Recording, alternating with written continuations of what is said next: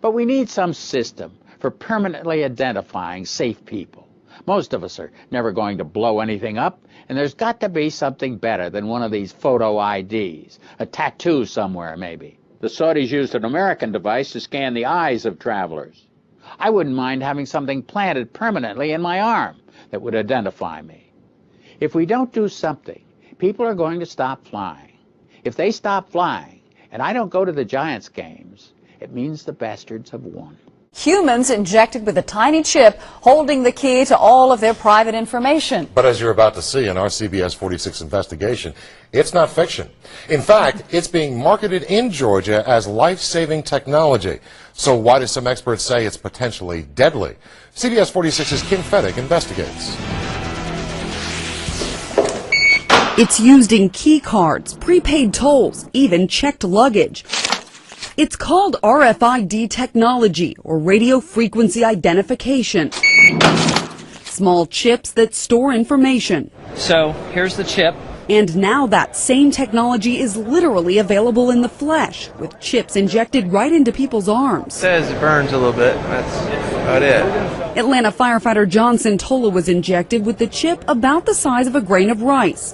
When scanned, the number on the chip is linked to a database with Santola's medical history. I think it will help me in case of an emergency. Santola was chipped when Florida-based Microchip Corporation set up a booth at an Atlanta firefighter conference.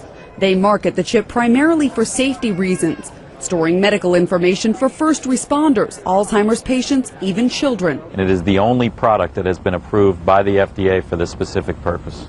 The FDA approved the use of chips in humans in 2004, but since then it's caused quite a bit of controversy with some consumer groups, concerned about privacy, even health concerns. These are very powerful tools, especially if they fall in the hands of somebody with political ambitions. One of the loudest voices of opposition is right here in the Boston area, a Harvard doctor and author of spy chips. These technologies will not make us safer. I think they'll make us sitting ducks for Big Brother. Dr. Catherine Albrecht also compiled 16 years of studies she says prove the chip can cause cancerous tumors. It's clear as day that these tumors were not only malignant, but they metastasize, they spread to the lungs, the liver, the thymus, the brain. These pictures show the tumors growing around the actual chip in the mice and rats. Certainly the company, I mean, they've done, I think, a tremendous job of keeping that information under wraps for the last several years. We sat down with the chief medical officer of Microchip and asked about the link to cancer in mice. Yeah, I am not aware. I mean, I would have to take a look at what's out there right now. I'm not aware of any issues at this point. But weeks later, Microchip sent 26 pages of literature claiming the incidence of microchip-associated sarcoma in rodents is very low, and claims the mice in at least one of those studies were genetically engineered to be tumor-prone. No doubt in your mind that this is safe for us medically. Yes, I mean, from everything that I've seen, it's very superficial. It's been in the animals for 20+ years. John Santola won't need to worry about the cancer debate. His chip fell out after 2 days. Would you get it again? I would not get it again. To me, this is the future of medicine. But how far in the future? Well, Microchip advertises the technology in use at 8 Atlanta area medical facilities, including Crawford Long Hospital, Emory University, and DeKalb Medical Center. But our investigation found that none of these centers are actually using microchip technology. For full copies of studies done on microchips and humans, log on to CBS46.com. I'm Kim Fettig, CBS 46 Investigates. I had a friend, Nick Rockefeller, okay, who was one of the Rockefeller family. And he, when I was running for governor in Nevada, he came to me, introduced himself to me through an attorney, and we became friends. We started talking about things, and I learned an awful lot from Mr. Rockefeller. And one of the things that we used to talk about was the ultimate plan of the banking industry, what they wanted to accomplish. And the goals of the banking industry, not just the Federal Reserve System, but the private banks in Germany and England, all over Italy, all over the world, they all work together. They're all central banks, and they're all part of the Communist Manifesto. You know, central banking is one of the major planks of the Communist Manifesto. We talk about America being a capitalistic country, but yet at the same time we have a central bank that plans everything for us, right? And the graduated income tax is another plank of the Communist Manifesto, right? So right there you have two major planks of the Communist Manifesto that have been brought in because of the Federal Reserve System, okay? So the ultimate goal that these people have in mind is the goal to create a one-world government run by the banking industry, run by the bankers, and they're doing it in sections. The European currency, the euro, and the European Constitution is one part of it. Now they're trying to do it in America with the North American Union, right? And they want to create a new currency called the Amero, right? And the whole agenda is to create a one-world government where everybody has an RFID chip implanted in them. All money is to be in those chips, right? There'll be no more cash. And this is given me straight from Rockefeller himself. This is what they want to accomplish. And all money will be in your chips. And so instead of having cash, anytime you have money in your chip, they can take out whatever they want to take out whenever they want to. If they say you owe us this much money in taxes, they just deduct it out of your chip digitally. Total control. Total control. And if you're like me or you, and you're protesting what they're doing, they can just turn off your chip. And you have nothing. You can't buy food. You can't do anything. It's total control of the people. And that chip's connected to a database that has your purchasing records, what you do. Everything. Everything is in there, you know? And so they want a one-world government controlled by them, everybody being chipped, all your money in those chips, and they control the chips, and they control people. And you become a slave. You become a serf to these people. That's their goal. That's their intentions.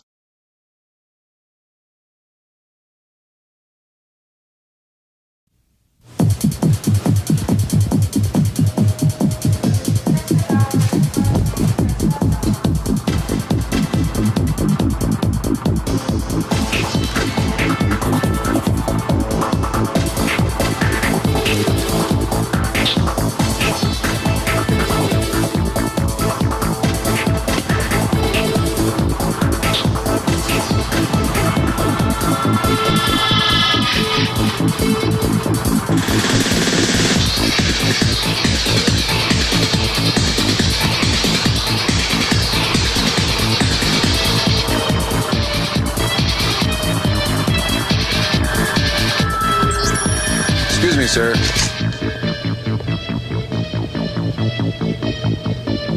Forgot your receipt. Checkout lines. Who needs them? Have a nice day. This is the future of e-business.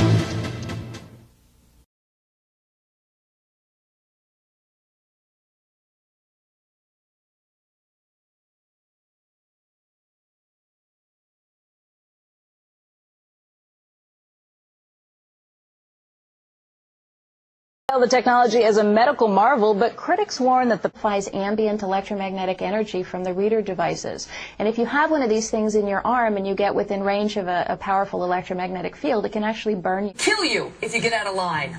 A closer look at the who and the why behind this idea. All right, this next story may sound like something out of, well, a Hollywood thriller. A Saudi inventor has created a killer microchip. It's designed to track terrorists and criminals and, well, you can think of somebody. Not only does it include a GPS device, it also has a lethal dose of cyanide, which can be activated at any time. You get my point? The inventor's bid for a patent has been rejected in Germany. Joining us now this morning to talk about it, Jake Ward, deputy editor of Popular Science. Okay, this is pretty macabre, pretty sinister and nefarious. How exactly would this work? Well, there's a category of technology that involves GPS tracking systems being shrunk down to the size where you could actually implant it surgically. And we've seen a number of applications for this. This is without question the most sinister version of it that I've certainly heard of. You know, and the notion of tracking criminals is not new, but the notion of killing them remotely, I think, is a whole new thing. Yeah, and Germany says, look, we're not going to approve this. That's because for that very purpose. And apparently, in some of the paperwork in applying for the patent, you know, you could track fugitives from justice, terrorists, illegal immigrants, criminals, political opponents, defectors, and Saudi Arabians who don't return home from pilgrimage. It's a little bit wild. I agree. I mean, the thing about you know, this kind of patent is Germany has very tight laws about making sure that you're not registering something that really is just a bad idea, a scary idea. And in this case, this guy obviously has some very strong feelings about what it would be used for, but it just seems a little outlandish. Yeah. Well, terrorist groups might be interested. I'm sure they'd be happy to grant their own form of a patent for that. Sure.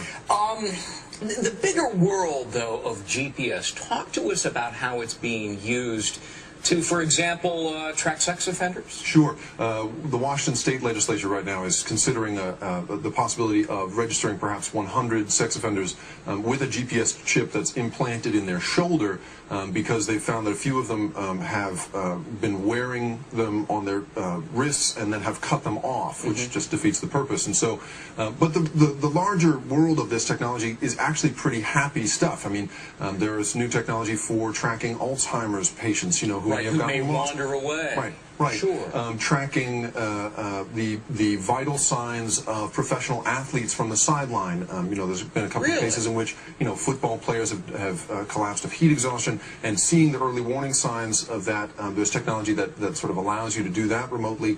You know, even something as benign as keeping track of your dog, you know, a radio frequency tag implanted in your pet, the vet, you know, finds a stray, scans it, and finds its rightful owner in an instant. Yeah. Do you see an explosion of the use of GPS devices? And obviously a lot of people are concerned about an intrusion of privacy. Absolutely, sure. I mean, I think that there is a trade-off there, and obviously this you know, the inventor who filed for this patent has gone across the line in terms of privacy.